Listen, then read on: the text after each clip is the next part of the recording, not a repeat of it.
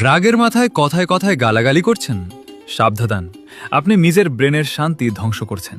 কিন্তু টানা ৩০ দিন মুখ দিয়ে কোনো বাজে কথা বা নেতিবাচক শব্দ না বললে আপনার ব্রেনের ভেতরে কি জাদুকরি ম্যাজিক ঘটে, চলুন দেখি।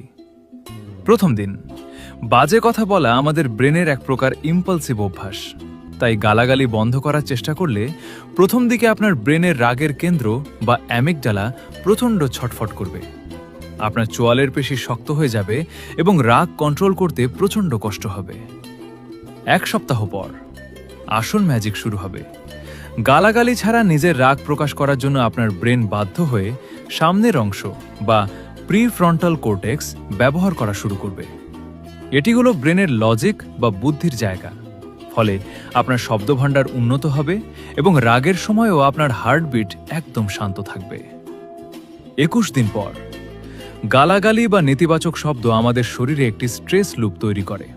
কিন্তু টানা ২১ দিন এগুলো না বলার কারণে আপনার রক্ত থেকে কর্টিসল বা স্ট্রেস হরমোন জাদুর মতো গায়েব হয়ে যাবে। আপনার মুখের পেশিগুলো রিল্যাক্স হয়ে যাবে, ফলে আপনাকে দেখতে আগের চেয়ে অনেক বেশি আকর্ষণীয় ও শান্ত লাগবে। ৩০ দিন পর আপনি পাবেন সুপার হিরোদের মতো সেলফ কন্ট্রোল বা আত্মনিয়ন্ত্রণ।